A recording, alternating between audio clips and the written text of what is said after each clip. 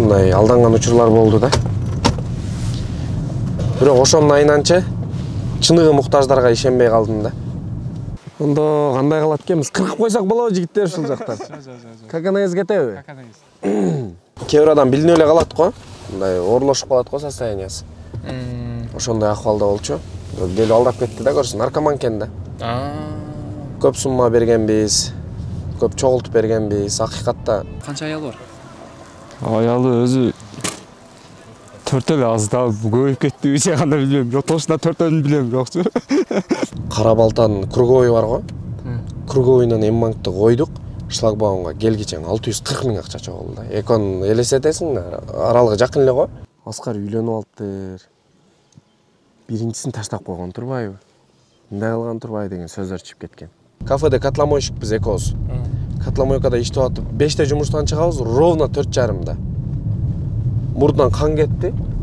Мисалы 3 аялыңыз болгон күндө деле да? Убакыт кандай бөлүп атасыз? Вот ошол маселе да. Биринчиси таң кала берет да. Больницага барды, ошондо мен орусчаны билген эмес экенмин да.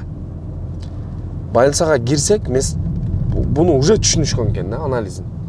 Кирсек носилкада ушундай 2 бутундай кылып жатат да. Мен ушунчалык жакшы көрөм да, алдосум. Экөөбүз чогуу иштеп, чогуу жашап. Биз полубомуж элек да, почти. Кыргызстанга келип эле анан кийин өтүп кетти. Ошондо үйгө кийген майка кийишкен элек көчөгө, а? Мына майка бар го, ХБ. Ошону кийет элек көчөгө. Метродо кандай жүрдүк. Ал мезгилде акча жок, проездин ушул самолет менен жөнөтүп берейин десек акча жок де. Саламатсыздарбы, ардактуу көрүүчүлөр? Эртең саат 10:30 болуп калды. Ал эми биз болсо Аскаровдо Дубайдын Аскар Байкебиздин офисине конок баратабыз. Анткени мага буга чейин кайрылып, тоого эс алып келели деп чакырган, бирок мен Аскар Байке менен жакшы маек кылганча ушул чыгарылышты чыгарууну туура көрдүм. Биз менен бирге болуңуздар, азыр чогуу офисине кирели. Ася апасы, атасы, эки бир тууган, чоң атасы жана чоң энеси менен жашайт. Ася өзүнүн жеке бөлмөсү бар батир тууралуу кыялданат. Жок, ар бир бөлмө жеке өзүнүкү болсун. Ася Мой О тиркемесинен QR код аркылуу дүкөндөн төлөдү. Жана 3 жеке бөлмөлүү болду. Жеке ванна бөлмөсү жана жеке ашкана. Мой О тиркемесинен сатып алууларды төлөп, балансты толуктап же акчаларды которуп, 10 миллион сомдук ойнотууга катыш. Дем алышсыз дейт. Дем алыш дейт экен. Ассаламу алейкум. Кандайсыздар, жакшысыздарбы? Аскар мырза. Кандайсыз? Жакшыбы? Эсиңиз жакшы? Ассаламу алейкум. Кандайсыздар? Эсиңиз жакшы? Ороо эле камера менен келдиң го. Билесиз го бизди? Мен муну сизге таап коеюн. Кандайсыз? Сон өзүң канталасың? Амансыңарбы? Амансыңарбы? Жанагы отуруңуздар. Досуңуз да Инстаграмдан көрдүк эле, машина кут болсун. Болсун, рахмат. Качан жуабыз? Жуйбуз бүгүн. Аш кылып бер деп койсоң жакшы болот эле. Бүгүнбү? Жакшы. Жакшысыңарбы? Сиздер жакшы. Сон шүгүр. Мен чын айтсам, офисиңизге биринчи жолу келип атам. Анан бир мындай мага тааныштырганча балким көрүүчүлөргө да кызык болот болсо керек. Аскаровдун офиси кандай болду экен депчи. Туугандар, ассаламу алейкум. Аскаровдо трейдтен жагымдуу салам. Бул жакта бүт Американын адистери отурат. Бул жак бухгалтерия, а бул жер фотозона. Берде ошо клиенттер алып, а бул эң биздин башкы аппаратыбыз. Ушул менен машиналар ойнолуп, клиенттерге ушул аркылуу обзор берилет. Кыскача эле түшүндүрүп коеюн. А бул жак Корея. Корея өлкөсүнөн ушул жактан маалымат алышат, ушул жактан машиналар алынат. Жамаатта общий бир 15-20 бала бар. Ар кимисинин өзүнүн жумушу бар. Бардыгы өз жумушу менен. Бүгүн кай карабыз? Бүгүн тазараак көйдөрөк чыгалы. Тазараак абада сүйлөшөбүз. Ооба, шаардан чындап. Как раз команда менен өзү бир айда бир эки жолу мындай тимбилдинг эс алып, ошол жакта бир сүйлөшүп, мотивация алып дегендейчи. Адам иштей берсе күйүгүп калат го. Кеттик анда. Кеттик. Бисмилла, давай жигиттер. Бисмиллахиррахманиррахим. Аю гана ушуларды тартып койсун. О, давайте алдым. Кеттик подворга. Кеттик подворга.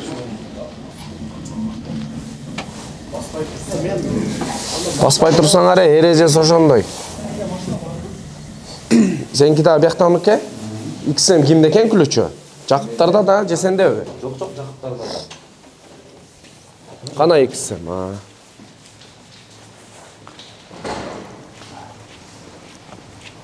Түшсүн анда. Парковка элдики эле, же сиздики?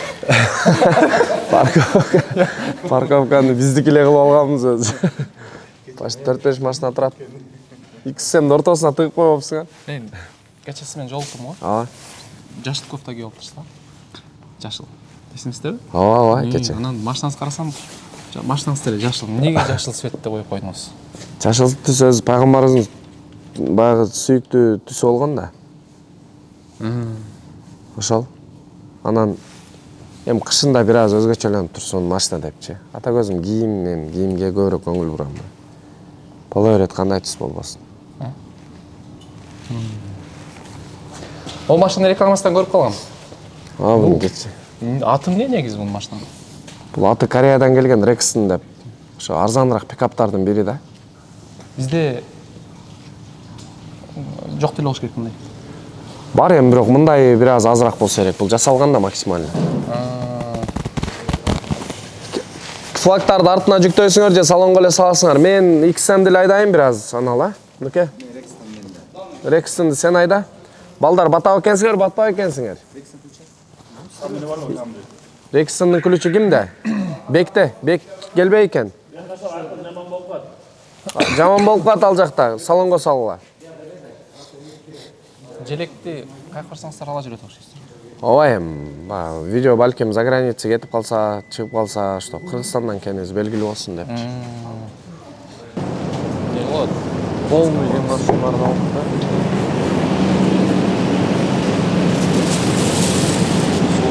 Sok mok. Аналабыз жолдон эт алыпсыңар. Мындай өзүңөр түшүндүңөр, максимально эмне экенин түшүндүңөр. Эме чайник истебали. Машинаға секіле сал. Все, кеттік анда. Жақшы бе? Соңыз жақшы. Антыңер, келдіңер бе? Басып отырғыла. Кегіле, батпайды кеміз ошо 4 машинамен кетебиз. Аскар ака. Мунарбек, бек отур. Оператор. Силердин командаңар бизге отургула.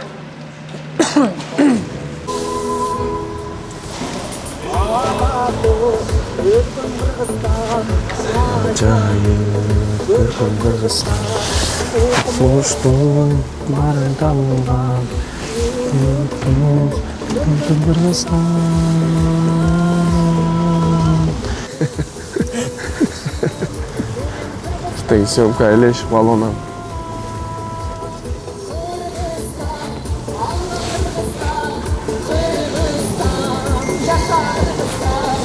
Бул жакка көчүп келгениңизге канча болду бул жерге? Бака уже 1 жылда болуп калды окшойт. 1 жыл жакында 1 жыл болот.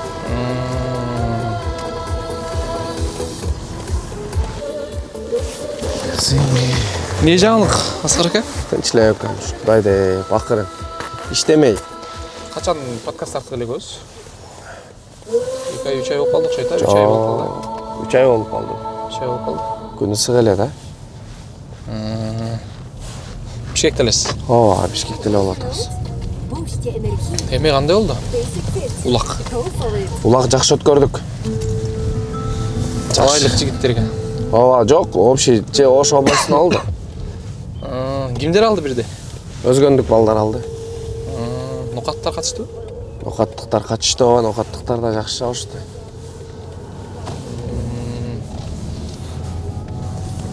Өзүңүз атыңыздан бердиңизби? Ооба, мына Аскар авто трейд деп өзүбүздөн эле чисто. Досторгочу. Эмеге Америка эмне секирип кеттиңиз Дубайдан? Америка секиргенин себеби бул мындай болду да. Америкадан тазараак Карфакстагылар келет экен да. Карфакс дегенде кандай повреждение ДТПсы? Легкий. Легкий. Ошондон кой бизден элге кичине пайда жетсин деп ошол жагын тандадык. Америка көпчүлүгү Американы таштап атат окшойт негизи. Негизи ошондой болуп атат. Негизи, Негизи ошондой болуп атат. Дубай бир аз токтоду мурунка караганда. Жок, токтогон жок, ошол эле темпте. Американы кошуп койдук да. Нуржигит. Оу. Все, болды. Ремен тағынайын. Ремен тақпасам. Қатты ғой? Бүт контрольдап. Асқар, андай қыл деп бардығын айтып тұрады. Дос бұл күзгі да. Нұршыт әке? Білесің да. Алда классташыңыз ба? Жоқ, бұл таладан танышқан достар.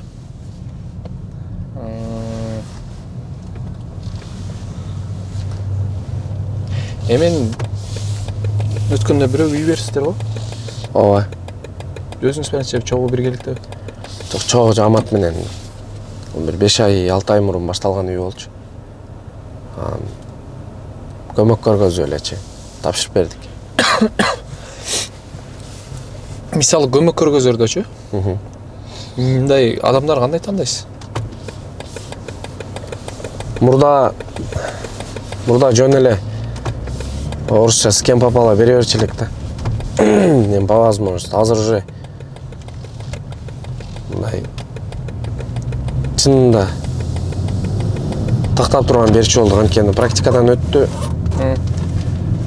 Ушундай алданган учурлар болду да. Бирок ошонун айнанча чыныгы муктаждарга ишенбей калдым да. Анткени мен жашоодо бир алдандым бирөөгө. Муктаж адамга го?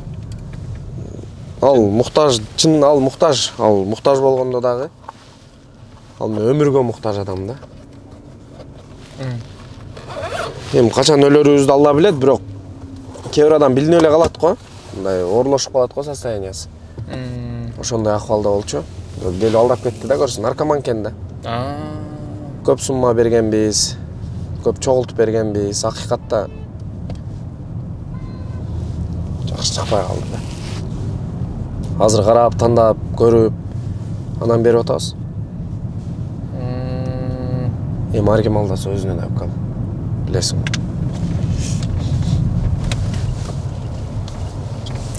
Мен ушуга бир мисал келтирип кетейин сизге. Сиз туура айттыңыз да, мен негизи муктаждарымды карап анализдеп, чындыгын билипчи, туура экен. Бир атын айтпай эле коеюн. Бир кыз бир көчөдөн бир эжени таап алып, бир видео чыгарды, анан сиз комментарий жазып койсуз да. Муну каяктан тапсам болот, бизде жардам берели депчи. Эсиңиздерби? Ооба. Анан мен эмеге бардым. Карабалтага кече мурда барсам, бир ошол жардамга муктаж эжени айтат. Бул өзү мындай эмес дейт. Антип эмнеге алдап антип чогулганын билбейм, үйү бар, жолдошу бар депчи. Азыр айтсаңыз анан анализдеш керек дегенсиз, мындай туура болуп атат да. Анан бир айтайын дедим эле сизге, жардам берип алды, эмне кылды экен деп сурайын депчи.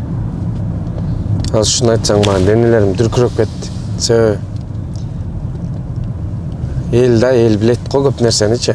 Ошол бала келгенде акыбалы өтө оор болчу да. Мындай ичер суусу түгөнөйүн эле дегендей көрүнгөн. Бирок ошондой баланы Инстаграмга чыгарсам дагы элдер бул бала ушуну көрөт эле, буга өзү каргыш тийип калган деп жазды да. А мен ал мезгилде мага не бербептин. Кийин анан баягы анализдеп атпаймынбы? Ошондой эле, ошол сен айткан видеодо да ошондой болду да. Мен да история киргизгем го. Аскар ака, бир аз тактап коюңуз, шашпай туруңуз депчи. Анан бирок бир жери жаман экен. Чынында баягы муктаж адамдар ушундайлардын айынан ишенбей калат экенсиң да. Бир аз мындай, бир аз сомнение болуп, ары өтүп, бери өтүп карап калат экенсиң. Бирок ушундай эмелерде көбөйүп кетиптир да, негизи чынында. Жардамга муктаж адамдар колдонуп акча тапкандардачы. Аларга жесткий спрос болот. Бул жашоодо элечи. Акыйкатта Аллах Таала бат эле эсептешет да. Бул дүйнөдө эле жесткий болот спросчу. Мен көрдүм ошону, бизнес кылып алышыптыр Нурбек. Ошондойлор бар да. Өздөрүнүн эле банктарын коюп. Аз Кыргызстанда элдердин жүрөгү ачылып калган укам. мындай чынында кыйналган адам көрсөчү болгонун бере бере турган замандабыз, Аллага шүгүр. Бир мечитке сбор кылып, Кара Балтанын круговой бар го. Круговойнан М-банкты койдук, шлагбаумга келгичең 640 000 акча чогулду да. Экон элестетесиң, аралыгы жакын эле го. Кара Балтанын круговойнан шлагбаумга келгичең 640 000 чогулду, ишок чогулганда да блок болуп калды. Шарга киргичең канча чогулат эле билбейм. Мен аккаунтума ошондой чогулду да.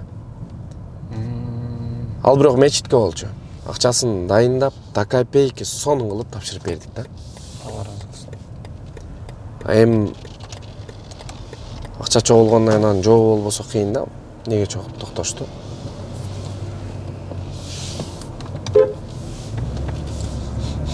Окей, ким? Сотрудникпиз. Сотрудникпиз. Канча? Жалпы 20 бала дедиңизби? Бүт эле тааныштарыңызбы же мындай сизден таанышкан балдар деле барбы? Сырттан деле 1-2 таанышкан бала бар, бирок в основном өзүбүздүкүлөр. Өзүмдүн нукалары ушундай эле. Бишкекке үйрөнүп калдыңыз. Үйрөнүп калдым, ооба. Жакшы эле жолдорун жаттай албай турам. Күндө ишке барып келген жолума дагы деле навигатор менен барам. Билбейм, мен ушу память кандай болуп калганын билбейм. Мындай навигаторго эле ишенип жакшы деле көңүл бурбайт. Ошондой. Чынак Эшигин ачып коюптум. жардам кылыш керек болсо, өзүнүн реквизитин ачып, жардамга муктаж адам дечи. Вот. Ошол эң туура. Эң туурасы. Эң туура ошол. Башында Адамдын өзүнүкүн ачып кой. Болду. Бир нерсе десе, мына өзү. Мен 1 сом алган эмесмин. Чисто мен себепчимин. Бир собур кылып алып, бир медресеге. Өзүңүз ушундай. Ба 1 сом которгондору дагы бар да. 5 саат эсептедик де. Анан акыры эсеби чыкты толук. Бирок баары сомнениядасың да. Бирөөнүн 1 сом бияка өтүп кетпесин деп, ашыкчасы менен которуп койдук. Вдруг өтүп кеткен болсо ушу менен кирип кетсин депчи. Атак чын жүрөктөн эсептедик. 10 жолу отуруп алып эсептедик.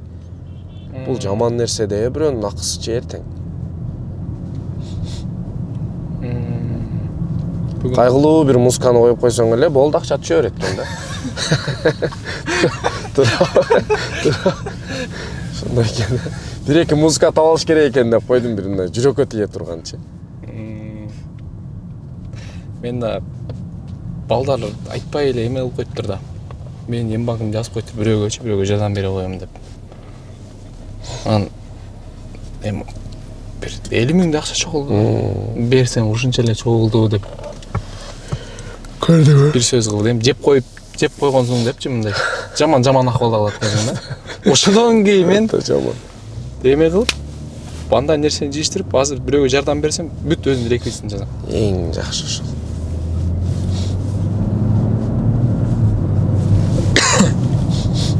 Бирок чынындачы биз көп нерсени билбейт экенбиз Аскар ака.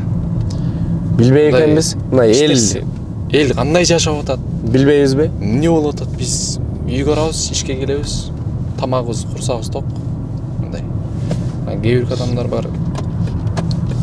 Кадрдын сыртын эле көрөп экенбиз. Жакшынакай кадрды эле көрөбүз да биз. Ошондочу. Бирөөгө жардам бересиз го? Рахат аласызбы? Рахат алам.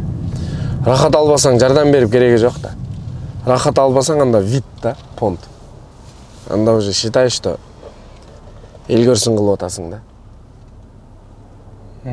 Менде ишим жакшы болуп калат го. Мисалы күнүнө көбүрөөк машина сатып, суммасын билесиң да, канча пайда түштү. Мына Алла турат үстүмдө. Мен ошондо берсем жаман жеңилдейм. Ушундай кой берет да. Үй алдыңызбы? Өзүңүз? Жок. Мен квартирада турам. Мен квартирада. Бирөөгө алып берип койдуңуздар бирок. Ал себепчи болуп койду. Өзүм квартирада турам. Көп ойлойт, Аскар бир подъезд сатып алса керек депчи. Факты мен көргөзүп кое берем, бирок любой келген болсо договор көргөзүп, хозяйка эжени чакырып.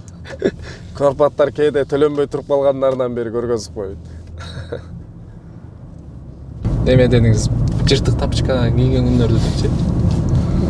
Бул болгон окуя да. Москвада жүргөндө. Экөөсү чогуу жүрдүңүздөр беле? Ооба. Короче, баягы мындай баш бармактын ортосуна өтө турган тапочкалар бар го, мындай узунчу мындай. Ошонун түгүндө баягы тапанынан мындай кире бериш жеринде карып турганда тоголого кармап турат. Анан ошол жери түшүп калган. Акча жок тапочка алганга. Баягы ылдый чүрүп туруп зым менен мындай сай өткөрүп койгон. Бир эле тапочка бар. Эки досумда. Экөөбүздө. Мен ишке чыгып келгенде ал кет. Мен чыкканда эми жайында зимнийге окшогон кроссовкалар болсо керек эле, значит, ошо ысык болгон үчүн болгон эмес. Анан бир тапочка менен чыкчу элек. Бул акыйкатта болгон да. Чалган эмес, ошон үчүн айтып атпайбы. Жыртык тапочка.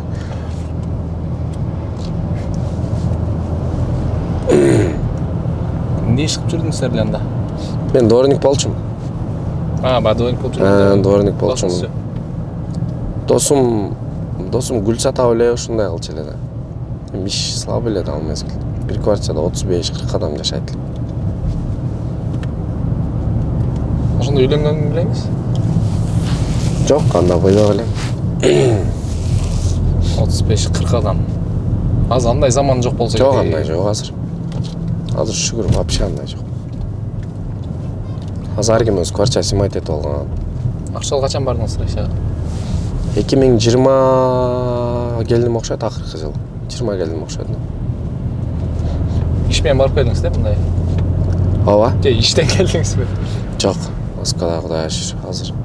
Москвада менин бизнестерим деле жок, чиста барып эле келгем. Иштер менен. Бирок менин да бир баргым бар да. Барган эмессиң? Баргам.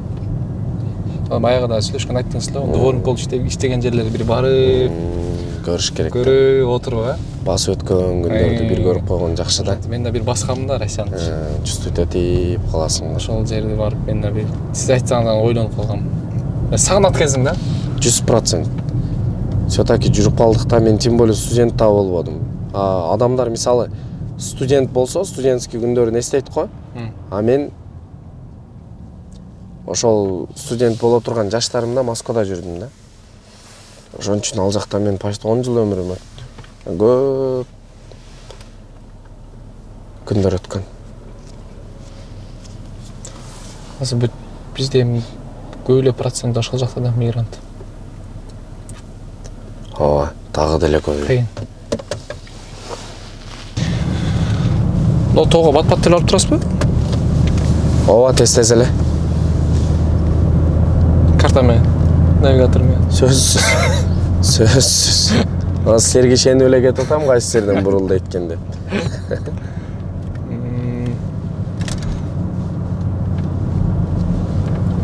Бүткөндө бир чет мамлекетке барып келбедимби?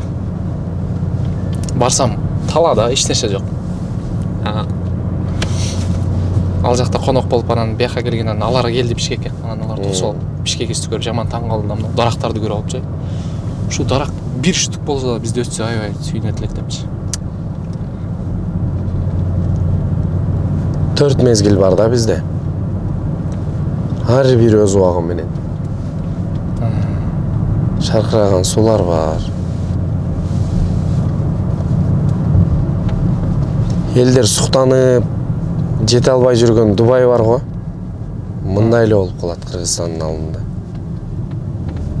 Мен деген шейх дагы именно Дубайдан жерден жата калып суу ичпейт да. Жок да. Азыр экөөзө өйдөрөк чыккан болсок шаркыраган суу жатып эле суу иче бересиң. Фильтрдин кереги жок. Хлору да жок. Хлору да керек. Мына мощный да. Сиз эмени айтпаңызчы, Дубайдагы баягы. Ысык суу чыкпайт, а? Жок, аякта ысык суу жок да. Ысык суу жокпу? Жок да. Бизде мисалы ысык суу атайын Аристон коюп чыгат го, аякта кандай? Ал жакта баягы мен ошондой гостиницада жашап калдым. Гостиница эмес, же ошондой квартирада жашап калдым. Эшик өзү өлөйүн деп ысык да, өтө ысык. 50 градус. 50 градус ысык. Анан үйгө келип туруп, суунун биз үйрөнүп калганбыз да, биягыбызда биягы ысык экен. Любой жагына коюп туруп сууну мындай кылсаң адамды күйгүзө турган ысык да. Мындай спокойно тура албайсың да. Тигиз эле койсоң. Уже смысл жок анын. сырттан ысып кирдиң. Кайра эле ысык сууга жуунуш элестет. А көрсө ал жакта крышага мындай запас бачок коет экен. Ошол бачоктогу тонна суулар мындай кайнаганчалык деңгээлде ысып кетет экен да.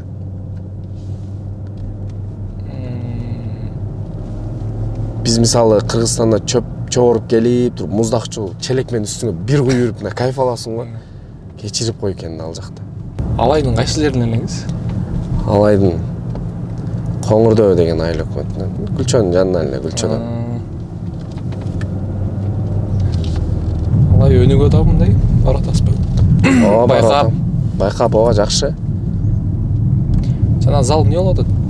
Зал азыр жабык эми, өзүм бияка келгенге залым жабык.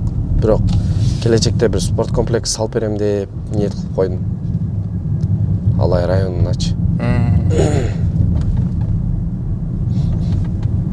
Буюрса. 2024 кандай болду? 2024 Аллага шүгүр. Мына көп эле кыялдарым орундалды. Мисалы ата-энеми, эң биринчиси ата-энеми бир-эки мамлекетке жөнөттүм. мисалдыр. Ата-эненин ыраазычылыгы дейм, жумуштун итогу ошол да. Досторум мен себепчи болуп, жашоолорун бир аз болсо да түздөп алды.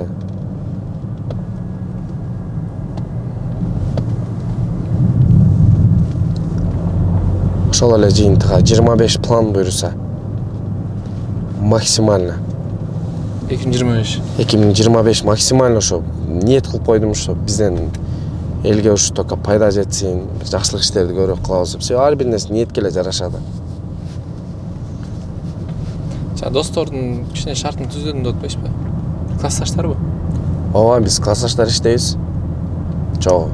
Дубайда бүт ошолор контролдо. Биякта тоже бухгалтерия, бүт управляющий барды классташтар. Өзү достордун жакшысы дейсизби? Достордун эң жакшысы бул классташтарда. Нол дос маселесиндечи? Неге классташтар өзгөчө болот экен? Мында постоянно классташтар дей бересиз го. Булар биз менен биз канча өмүр көрсөк ошончодон бери эле чогуу да. Айылдан баштапчы. Кимдин ким экенин билет. Бирок баары эле эмес эми классташтар, мисалы же мага ошондой Алла буйруп койгон бу жакшы досторду, бирок негизи эле мен ойлойм да, өзү жамандык жакшылык ар дайым чогуу да. Кече улак өткөргөндө деле мен чындап эч нерсе кылган жокмун. Мен ошко баргычаңдык бүт бардыгын дайындап, тактап бардыгын да бүтүрүп коюшуптур да. Аналар сенин акчаңа, билигиңе, байлыгыңа карабайт да. Эң итогуй нерсени да ошолор узатып коюшат. Себеби биздин 5 досубуз өтүп кеткен, 5-10 тең өзүбүз койгонбуз. Таладагы достору 2-3 күндөн кийин барып Кур'ан окуп кайтышкан. Болду же унутулду да. Атын деле унутуп калса эле. Бирок бизде калат да. Ол 5 достун ичинде мына жакыныраак бар билесизби? Бар эле, чогуу жашап, мен менен чогуу жүрүп, чогуу менин көз алдымда өлдү да. Аккан болуп калган. Экөөбүз Котламойкада иштеп атабыз. Бала өтө здоровый, мына дың балдар бар го. Ошондой эле ровно саат 5те жумуштан чыгабыз. 4:30 Котламойкада иштеп атат. Москвада? Кафеде котломойщикпиз экөөбүз. Котламойкада иштеп атып, 5те жумуштан чыгабыз, ровно 4:30. Мурдунан кан кетти. 5ке чейин мурдунан кан токтогон жок. Адамдын жарым эле саат мурдунан кан токтобосочу, адам шалдырап калат экен.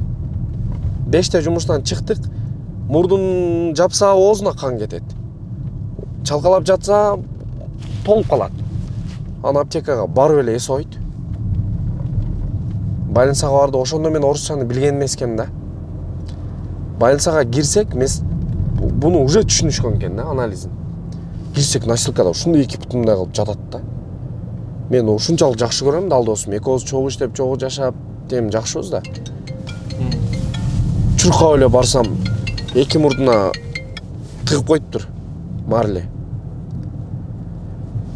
Адамда бир күндө элечи кадимкидей өзгөрүп калат экен. Жүзү башкача болуп калган, раңы куп-куу. Ошондо эле орус, мен азыр ойлонуп көрсөм, домой надо отправить деди да. Дароо эле. Сразу ошентип айтты. Орусчанын оосун билбейбиз. Лечение деген сөздү бир билдик, бир нерсе деп сүйлөп атсам, кийин ойлонуп көрсөм, домой надо отправить деген экен да. Кыргызстангабы? Ошентип эле айтты, домой надо отправить деди. Бала уже арыктап кетти, шалдырап кетти. Биз жашпыз да, мен канча бир 19-20 жаш, 19 жаш, 20 жаш. Квартирада чогуу жашадык. Кичине жакшы болуп калды.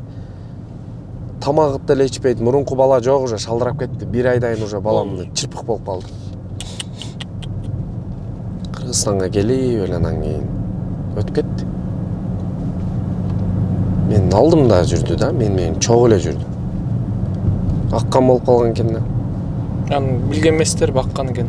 Каяктан билебиз, жаш балабыз да биз. Вообще билген эмеспиз. Москвада алып жүрдүк. Ал мезгилде акча жок. Проездин ушул самолет менен жөнөтүп берейин десек акча жок де. Эптеп анда да классташ достор чогулттук. 500 сомдон, 1000 сомдон, 100 сомдон кылып атып. Классташтар чогулуп билетин алдык. Токтогула дейби? Бизде эме дейт го. Самсын нокаттан жешек депчи. Самсынычы. Ошол өзбектер жашайт да бизде. Өзбекти Бишкекке келип жасатсаң деле эмнеге окшошпойт экен? Эмнеге кымызды алайдан ичиш керек дейт. Ошондой эле сөз дейсизби? Ошондой эле нерсе. Ар нерсенин өзүн билбейм. Мирзалимдин самсасын именно Мирзалимдикиндей кылып эле Юго-Восток ачып койгон болсо болбойт да. Мен ойлойм, локация, климат жок, климаттан. Бул өтө чоң климат. Алайда мондой Бишкектегидей экологиясы бузук эмес, таза, тоолуу жер, чөп бүт таза. Ошондой жерден оттогон жылкы дагы жаш кымыз берет экен. Ошондой кымыз берет, эң туура. Ошондой нокаттын эти менен Бишкектин малынын эти айырмасы бар экен. Түшүндүңүз да? Эттен экен. И плюс аура деген. Аура. Туура эле. Өзү самсаны мен ойлойм, ресторанда мындай сол колуңа бычак, оң колуңа вилка кармап алып жегең болбойт. Болбойт да. Эптеп эле бир жерге кысылып кирип эле уруш керек да, пиязды салып туруп эле урсаң ошо ширин болот да. Өзү самсанын локациясы ошондой да. Моюнга баягы анан чүпүрөктү илип алып самса жеген билбейм, түшүнбөйм. Кысылып кирип эле теп мал базарларда жесең ошол ширин болот. Кайсы жактан кирет элек, кичине айдайбыз, а? Ооба, бир аз айтат. Эми солго бурабыз. Сиздин үйүңүз ушундай тоонун түгүндө беле? Ушундай жер, а? Жалгыз. Ушундай тоонун түгүндө жалгыз. Кошуна жокпу? Кошуналардан алыс да. О, наркы тоонун башында, берки тоонун башында. Ким бар азыр аякта? Азыр эч ким жок. Ата-энебиз бошко келген. Кышы менен ата-энем дагы ар жакка жөнөтүп, бир башка мамлекеттерге жөнөтүп ошондон убакта. Көлдөн коттедж алгам, коттеджде болду. Эми үзүрүн көрмөй деңиз бага. Семья багыш кыйын экен да өзү негизи. Бала бакыра багыш өтө кыйын. Мен бир эле неден бул ата-эненин кадырын түшүндүм. Мисалы балаң оорусачы, любой ата-энечи ошонун оорусун өзүнө алганга даяр да. Мен ойлойм, любой балаң ооруп калса, же грипп болуп калса, же бир кол сыйрылып калса, ушул орунду сага берейинби десе, готов да. 99% ичи. Баламдын оорусун бер деген. Анан сен мен башкача болуп чоңойгон эмеспиз да. Биз деле ошентип чоңойбуз. Жаш балага бир 10 саат эмчек бербей койгон болсо уже болду да. Жакшы карашкан да биздичи. Сен эмне иш кылат? Не иш кылышты жашоодо? Атам көбүнчө бухгалтер болуп иштеди. Көбүнчө ушу мамлекеттик жумушта иштеди. Өзү бухгалтер ушундай мамлекет ишчилерчи балдарын окутат го. Ошо мен окубай койдум да. Мектепти бүтүп эле кетем дедим. Заочно окуп койдум физкультурный. Атак окуган жок. Көп айтты, окуу балам пайдасы жет деди. бирок адам окуш керек экен. Билим алыш. Арман барбы мындай? Ооба. Адам билим алып, окуп, мындай бир обученияларга барып, Өзүн өнүктүрүп теңиз, өзүн өнүктүрүш керек экен. Адам менен кантип сүйлөшүш керек, айылдагы эле чема ойдон калып кетпей, мындай бир азчы. Өсүп аткан болсоң ошого аракет кылыш керек экен да. Ошого жараша. Ошого жараша. Сиз кантип аракет кылдыңыз ошол жагы? Мен дагы деле ошондой эле сезем өзүм. Бар адам тойбойт экенсиң да. Билимгечи. Жумушта команда чоң роль ойнойт экен да. Команда түрткөндө ушулар болот экен. ушуну сездиңиз. Жумуш сизден эле мындай байланыштуу эмес экенби? Вообще. Жалгыз аттан чаң чыкпайт дейт го. Жалгыз эч жака бара албайт экенсиң. Бүт командаңан зависит. Сен постоянно жумушта чоң отура албайсың да. Командаң кылат көп жумушту. Эгер преданный балдар болгон болсо, аманатка кыянат кылбаганда ушулар биздин жумушта өтө серьезный суммалар ойнойт. 3 эле машиналанган болсо $150,000 да. Күнүнө 7-8 машиналганда бир күндө эле $400-500,000. Мен тем более отчет албайм мындай. Досум бухгалтерда. Даже мени мындай контролдоп турат. Каждый WhatsAppка жазып, на расход кетти мындай болду. Депчи, эгер движение кылып коем деген болсо, айына смело мындай сумма чыгарып койсо болот.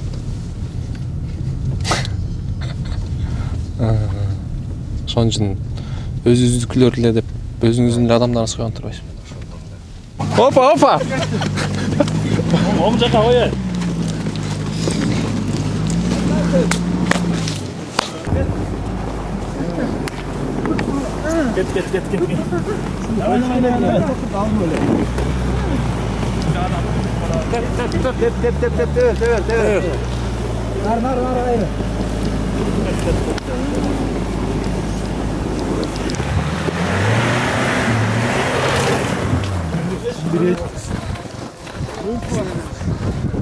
Сардыктар өзү эле билинип атат мына жердечи. Мына Лукам эчки кайтарган окшойт. Камера көтөрүп ал. Болбиге кирип көрөлүбү? Жегине турайлы. Улан, айыр, атлет. Очокту жайгаштыргыла.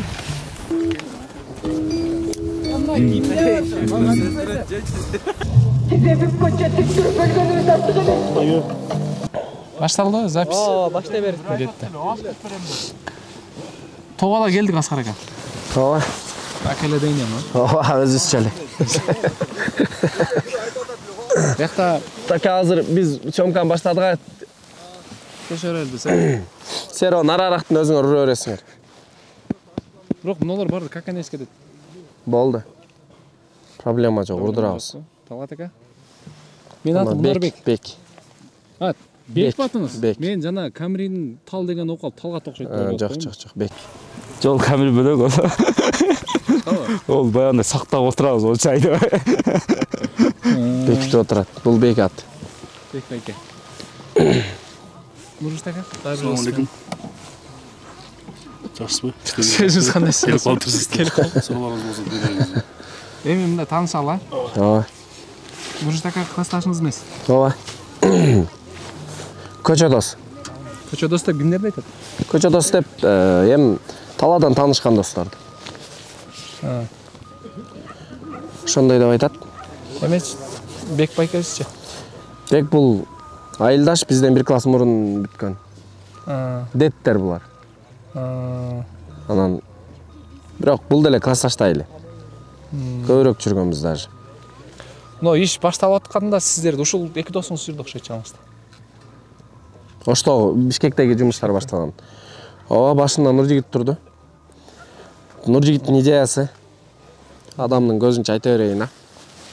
Мен бияка келип көчөмө көчө депозит алган учурларда Нуржигит досум мындай болбойт. Офис ачалы деп мен каршы болуп, анан офис ачтырып, Америка тоже. Система Нуржигиттик. Но мен башталганда бир башкача теманы сурагым келет. Кимиси жакын сизге? Сизди ким жакшыраак билет? Бекбайке же Нуржигит? Бек көбүрөөк билет. Бекбайке? Бирок таанышкандан баштап мени көбүрөөк Нуржигит билет. Мындай жеке жашоонун айтам. Жеке жашоодон Бек көбүрөөк билет. Анткени Бек өзү айылдан бери жүрөбүз. Бекбайке сизге бир суроо берейинби?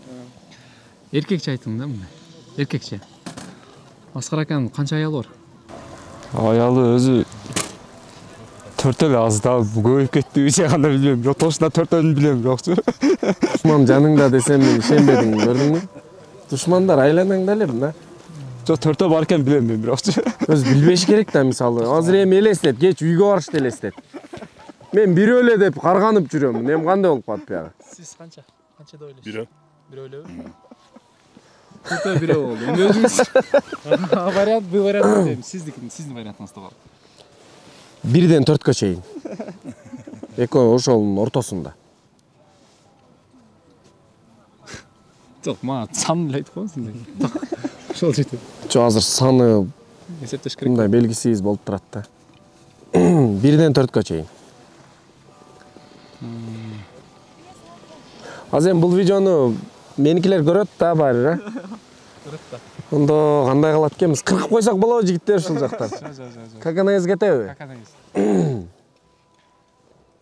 Ачык майк. Онда такан салондо.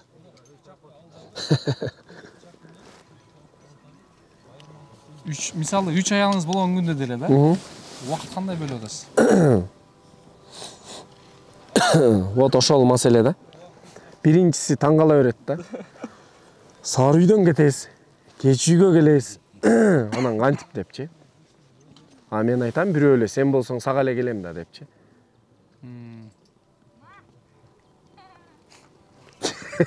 Мага эмчи. Түшүндүң да. Мени айылда өзүм эле туугандарым Аскар үйлөнүп алыптыр. Биринчисин таштап койгон турбайбы? Мындай кылган турбайбы деген сөздөр чыгып кеткен. Бирок мен ал сөздөрүнө обратно далилдеп койгом. Бул эми секретный. Бардыгы тамаша го, бирок жеке жашоодо ким кандай жашайт, ким канча менен жашайт, бул өзүнүн иши. Булар өзүнө эле суроо кайра. Эмнеге ошо бизде бирөөнүн жашоосуна кызыгып жашайбыз да? Эл журт, а? Эл журт. Себептен мен ушул жерден айтайын, мен Аскардын келинчегинин атын билбейм. Ма эми үй бүлөсү, жеке турмушу кызык эмес да. Көп эле жолу чогуу тамактанып отурганбыз, билбейм. Мисалы аяштар менен чогуу. Бектикин билбейм. Сураган да эмесмин. А эмнеге ошол биз башка бирөөнүн жашоосу менен алек болуп жүрүп, өзүбүздүн жашоосун унутуп калат экенбиз да. Канча аял бар, ким канча табат, бирөөнүн көйлөгүн эсептепчи. Мен ойлойм, ар ким өзүнүн турмушу менен, жашоосу менен алек болсо, өзүнүн жашоосун алып кетсе, ошону жакшы болот дейм да. Башка бирөөнүн биз деле азыр тиги баланча мындай болуптур, башка экинчи аял алып алыптыр, ажырашыптыр депчи. Ошо менен алек болуп калдык да. Үй бүлөгө көңүл буралы, бала бакырага, ата энеге, туугандарга. Ошо менен алек бололу. Эң туура. Бекбайке кандай ойлойсуз? Тең туру. Ооба. Бектел аракетте. Катуу. Экичөө кылып алсамбы деппи? Катуу. Жо экичөө эмес, экөөнү эле кылып алсам депчи. Катуу аракетте балачы. Негизи достун дагы дос болот дейт да. Ооба. Туура сөзбү? Анан Аскар байкебизди эмне себептен Аскар байкенин жанында жүрөсүздөр? Аскар байкенин жанында жүргөнү, Аскардын жанында жүргөнү бул достун да досу болот деп өз сөзүн башында айтпадыңдар.